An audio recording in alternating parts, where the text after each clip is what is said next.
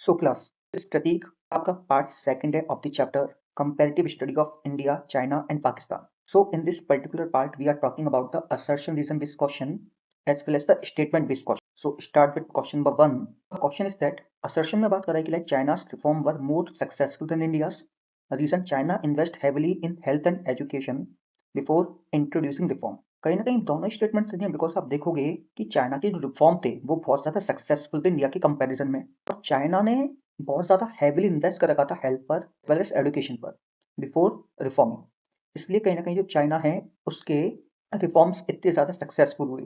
So we can say that कि like both assertion and reason both are correct as well as correct explanation of assertion as well. Next question. Assertion में बात करें कि like India and Pakistan have a high dependency on agriculture. Reason बोला है the industrial sector absorb most of the workforce in these countries. बच्चों ध्यान से पढ़ना इस वाली स्टेटमेंट को. बोल रहा है कि इंडिया एंड पाकिस्तान दोनों ही बहुत ज्यादा डिपेंड है एग्रीकल्चर पर. क्यों? क्योंकि दोनों की बहुत ज्यादा वर्कफोर्स लगी हुई है किस सेक्टर में? कल्चर सेक्टर में, ना कि इंडस्ट्रियल सेक्टर में, जो कि इसने रीजन में बोला है. तो कहीं ना कहीं यहाँ पर जो रीजन दिया हुआ है दैट इज इनकरेक्ट. हमारा ऑप्शन क्या हो जाएगा? Option number C which tell that assertion तो सही है but reason is false here. Next question. Assertion में बात करें कि like one child norms reduce population growth in China. Reason बोला कि the policy also result in a decline in sex ratio. Again very very confusing question. क्यों? Because one child policy की वजह से सही बात है कि लाइक चाइना में पॉपुलेशन ग्रोथ डाउन हुई है, लेकिन क्या ये इसके रीजन है? नो. ये स्टेटमेंट जो रीजन में दिया हुआ है ये इसका कॉन्सिक्वेंस है, ये इसकी वजह है, इम्पैक्ट है, ना कि ये इसका रीजन है. इसलिए ध्यान से पढ़ना अपने को क्वेश्चन को. बात कर रहा है कि like the policy also result in the decline in sex ratio. तो सही स्टेटमेंट है लेकिन ये रीजन नहीं है असर्शन का. That's why option number B is the correct option there. ये both statements are correct but correct explanation. Next question. Pakistan experience reemergence of poverty after economic reform. Reason बात करें कि like Pakistan grow dependent on volatile agriculture output. कहीं ना कहीं आप देखोगे कि लाइक पाकिस्तान की बहुत ज्यादा वजह रही है पॉवर्टी इमर्ज होने की इकोनॉमिक रिफॉर्म के बाद भी. अगर आप रिकॉल करोगे तो आपको ध्यान आएगा कि लाइक जो पाकिस्तान ने अपने रिफॉर्म इंट्रोड्यूस करे थे वो करे थे इन द ईयर 1988, लेकिन फिर भी उनकी कंट्री में बहुत ज़्यादा पॉवर्टी रही. क्यों? Because of the many reason. लेकिन again one of the main reason is that कि वो बहुत ज़्यादा डिपेंड थे अपने एग्रीकल्चर पर. कहीं ना कहीं उनका जो एग्रीकल्चर था बहुत ज़्यादा वॉलेटाइल था. वॉलेटाइल मतलब कभी एग्रीकल्चर आउटपुट बहुत ज़्यादा हो जाता था, कभी एग्रीकल्चर आउटपुट बहुत कम रहता था. So the correct answer is option number A. Next question. China follow the classical developmental path. China shift from agriculture to industry and then to services. अब यहाँ पर हमें थोड़ा सा ये समझना है कि क्लासिकल डेवलपमेंटल पाथ का मतलब क्या है. कि एज वी नो कि जिसने हमारी पार्ट लिखा हुआ है तो वो उसको थोड़ा रिकॉल कर पा रहा होगा कि लाइक क्लास डेवलप करना है अपना प्राइमरी सेक्टर और we can say agriculture sector. इसके बाद में मूव करना है अपने मैन्युफैक्चरिंग सेक्टर पर और इसके बाद में मूव करना है सर्विस सेक्टर पर. सो चाइना ने कहीं ना कहीं इसी तरीके से अपना डेवलपमेंट किया. सबसे पहले उसने एग्रीकल्चर पर फोकस किया, then they focus on their industrial part and now they are focusing on their service part. तो इसलिए both statement are true as well as correct explanation as well. So see the answer here. Next question. India has a higher SDI than Pakistan. India's perform better in education and health indicators. So बात करता है क्या India की SDI ranking, SDI की full form human development index, क्या ये पाकिस्तान से अच्छी है? तो सही बात है, बिल्कुल अच्छी. रीजन क्या इंडिया एजुकेशन एंड हेल्थ पर अच्छा परफॉर्म किया है पाकिस्तान से? तो कहीं ना कहीं ये भी आपका सही देखने को मिलने वाला है, लेकिन क्या ये करेक्टली एक्सप्लेनेशन है? So that is incorrect. क्योंकि रीजन में आपका बात कर रहा है education and health, but in the SDI ranking we are talking about income, health, education, different factors. So both statements are true but not the correct explanation. The service sector contribute the highest share to GVA in India. The service sector employ more people than agriculture. ध्यान से आप question पढ़ोगे, बात कर रहा है कि assertion में बोला है जो सर्विस सेक्टर है वो हाईएस्ट शेयर है GVA में, ग्रॉस वैल्यू एडिशन इंडिया में. तो यस सही बात है, लेकिन क्या सबसे ज्यादा लोग सर्विस सेक्टर में लगे हुए हैं? नो. सबसे ज्यादा लोग लगे हुए हैं वो लगे हैं एग्रीकल्चर में. तो कहीं ना कहीं हमारा असर्शन तो सही है बट रीजन फॉल्स रहने वाला है. That's why option C is the correct option दिया. Question number 38. Special economic zones help China attract to foreign investment, is provide tax concession and better infrastructure. तो अगर आपको याद होगा कि लाइक जब चाइना ने अपने इकोनॉमिक रिफॉर्म किए इन द ईयर 1978 तो उन्होंने सेस एस्टेब्लिश करे. इसका पर्पज ही यही था कि लाइक फॉरेन इन्वेस्टमेंट आए. फॉरेन इन्वेस्टमेंट आता क्यों है? बिकॉज सेस में बहुत सारे टैक्स कंसेशन दिए जाते हैं, इंफ्रास्ट्रक्चर डेवलप किया जाता है. That's why we can say that like assertion and reason both are true as well as correct explanation as well. Next question. Pakistan rely heavily on remittance for foreign exchange earning. Pakistan manufacturing export were unstable and limited. अगर आप थोड़ा सा ध्यान से read करोगे तो assertion में बात कर रहा है कि Pakistan rely heavily on remittance for foreign exchange earning. उनके पास जो फॉरेन एक्सचेंज का सोर्स है वो है रेमिटेंस। अगर आप थोड़ा रिकॉल करोगे तो आपको देखने को मिलेगा कि जो रेमिटेंस होता है that is the part of the transfer payment. Pakistan में भी बहुत ज़्यादा लोग कहीं ना कहीं बाहर काम करते हैं और वो उस पैसे को पाकिस्तान भेजते हैं जिससे फॉरेन एक्सचेंज पाकिस्तान में आता है। सो असर्शन इज ट्रू। लेकिन क्या ये इसका रीज़न है? तो आपको देखने को मिलेगा यस। क्यों? बिकॉज पाकिस्तान का जो मैन्युफैक्चरिंग सेक्टर है वो बहुत ज़्यादा डेवलप नहीं है, इसी वजह से वो एक्सपोर्ट बहुत कम कर पाते हैं और उनके पास फॉरेन एक्सचेंज नहीं आ पाता है। सो इसलिए both are true as well as correct explanation. Next question. Liberty indicators are given high weightage in SDI. इसमें में बात कर रहा है कि liberty indicators measure demographic participation. थोड़ा सा एक न्यू क्वेश्चन है, एक अच्छा क्वेश्चन है। बात कर रहा है कि असर्शन में बोला है कि लिबर्टी इंडिकेटर को हाई वेटेज दिया जाता है एसडीआई में। So this statement is actually false. Indicator is the part of SDI लेकिन उनको बहुत ज्यादा वेटेज नहीं दिया जाता है एसडीआई में। Reason, liberty indicators measure demographic participation. तो ये स्टेटमेंट सही है। So that's why assertion is false, but reason is true here. So option number D is the correct option.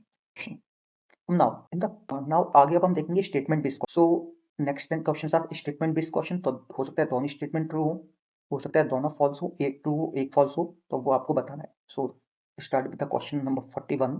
China has the lowest population density among the three countries. China has the largest geographical area. China की जो lowest, China में क्या सबसे कम population density है? So yes, याद रखना है यहाँ पर वर्ड दिया हुआ है पॉपुलेशन डेंसिटी, ना कि पॉपुलेशन। तो सबसे कम पॉपुलेशन डेंसिटी आपको इंडिया, पाकिस्तान एंड चाइना में ही सबसे कम देखने को मिलने वाली है। और क्या चाइना का सबसे बड़ा एरिया है? सही बात है, ये चाइना का जो एरिया है इन तीनों कंट्रीज में सबसे ज़्यादा हमें देखने को मिलता है, जिसकी वजह से ही कहीं ना कहीं पॉपुलेशन डेंसिटी कम रहती है चाइना की। अगर आप रिकॉल कर पा रहे हो तो जो पॉपुलेशन डेंसिटी होती है इसका फॉर्मूला होता है total area over total population. Next question. So both statements are true here. Next question. India and Pakistan introduced economic reforms in the same year. India introduced economic reform in 1991. तो सीधा और simple question है कि क्या India और पाकिस्तान ने same year में economic reform introduce करे? तो अभी अगर आप रिकॉल कर पा रहे होगी, अभी शायद हमने डिस्कस किया था इसी वीडियो में कि इंडिया ने जो इकोनॉमिक रिफॉर्म करे थे वो तो 1991 में इंट्रोड्यूस करे थे, लेकिन पाकिस्तान ने जो इकोनॉमिक रिफॉर्म इंट्रोड्यूस करें वो करें इन द ईयर 1980, इंडिया से 3 साल पहले और चाइना से 10 साल बाद। तो स्टेटमेंट फर्स्ट तो अपना इनकरेक्ट है, बट सेकंड स्टेटमेंट सही रहने वाला है। Next question. Agriculture employ the highest proportion of workforce in India. सबसे ज्यादा लोग इंडिया में एग्रीकल्चर में काम करते हैं। सही बात है, तो स्टेटमेंट पहला सही है। Agriculture contribute the highest share to GVA in India. हमारी जीडीपी में क्या हमारे जीवीए में सबसे ज्यादा कंट्रीब्यूशन एग्रीकल्चर का है? नो। याद रखना कि एग्रीकल्चर में सबसे ज्यादा लोग तो काम कर रहे हैं, लेकिन सबसे कम शेयर आपका एग्रीकल्चर का इंडिया में जीवीए का देखने को मिलता है। तो ध्यान से पढ़ना स्टेटमेंट। तो स्टेटमेंट फर्स्ट अगेन सही है, बट सेकंड आपकी फॉल्स रहने वाली है। Next question. China allow private enterprise after reform. Own enterprise completely eliminated. ध्यान से स्टेटमेंट रीड करना है। बात कर रहा है कि चाइना ने प्राइवेट एंटरप्राइज को अलाउ कर दिया था रिफॉर्म होने के बाद। सही बात है कि जब चाइना ने 1978 में रिफॉर्म किए तो उसके बाद प्राइवेट एंटरप्राइज रोल प्ले करने लगी थी, लेकिन ऐसा नहीं हुआ कि like state own enterprise completely eliminated हुई। कुछ पावर कहीं ना कहीं स्टेट से गई प्राइवेट के हाथ में, गवर्नमेंट से गई प्राइवेट के हाथ में, लेकिन ये पावर कंप्लीटली नहीं गई है। इसलिए याद रखना कि स्टेटमेंट फर्स्ट तो सही है, बट स्टेटमेंट सेकंड अपना अगेन फॉल्स होने वाला है। Next question. Pakistan economic growth slow due to the political instability. सही बात है कि पाकिस्तान की जो इकोनॉमिक ग्रोथ स्लो डाउन हुई है इसका one of the main reason यही है कि पॉलिटिकल इनस्टेबिलिटी रहती है पाकिस्तान में। Pakistan and stable and strong industrial export. और ये वाला स्टेटमेंट तो पाकिस्तान के साथ में बिल्कुल मैच करता ही नहीं है कि पाकिस्तान की जो एक्सपोर्ट है स्टेबल और स्ट्रॉन्ग रहने वाली है। पाकिस्तान कभी भी स्ट्रॉन्ग के इक्वल नहीं रह सकता। तो Pakistan is never be strong.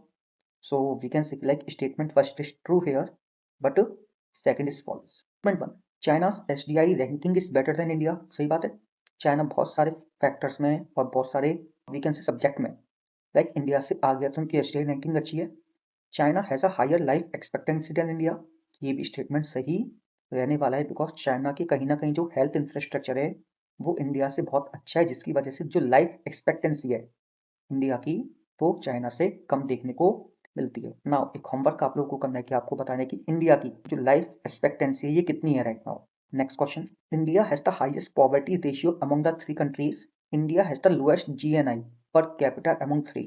तो क्या इंडिया में सबसे ज्यादा पॉवर्टी रेशियो है किन तीनों कंट्रीज में? आपको जान के ये थोड़ा शॉक लगेगा कि यस, कहीं ना कहीं इंडिया में जो सबसे ज्यादा पॉवर्टी देखने को मिलती है तीनों कंट्रीज के कंपैरिजन में। और क्या इंडिया का लोएस्ट जीएनआई है? जीएनआई मतलब ग्रॉस नेशनल इनकम, तो जीएनआई पर कैपिटा इनकम, और simply you can say per capita income, क्या वो सबसे कम है? तो ये भी स्टेटमेंट आपको सही देखने को मिलने वाला है because of the high population of India की कहीं ना कहीं स्टेटमेंट, और वी कैन से कि इंडिया की जो पर कैपिटा इनकम है वो इंडिया, पाकिस्तान, चाइना में सबसे कम देखने को मिलने वाली है। Next question. China retain collective ownership of land after reform. This ensure social justice और security in rural areas.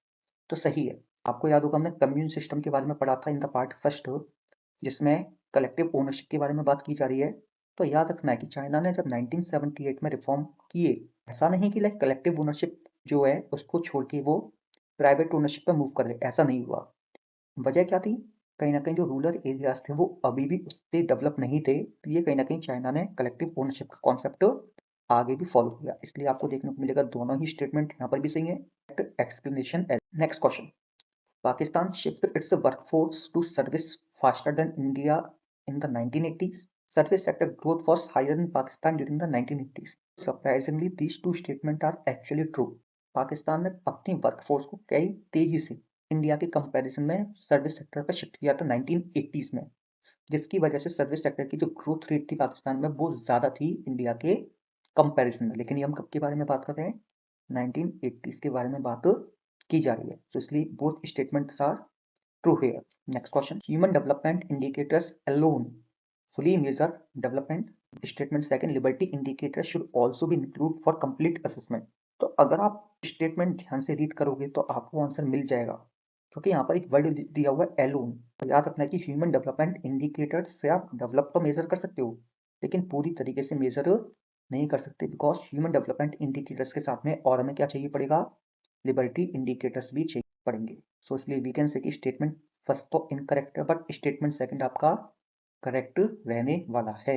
So option number D is correct. तो बच्चों, ये हमारी आज का लेक्चर था जिसमें हमने कुछ important assertion reason based question as well as statement based question को डिस्कस किया। सो आई होप अब आपके views as well as assertion reason based questions complete होंगे. So if anyone have a doubt, let me know in the comment section. Thank you.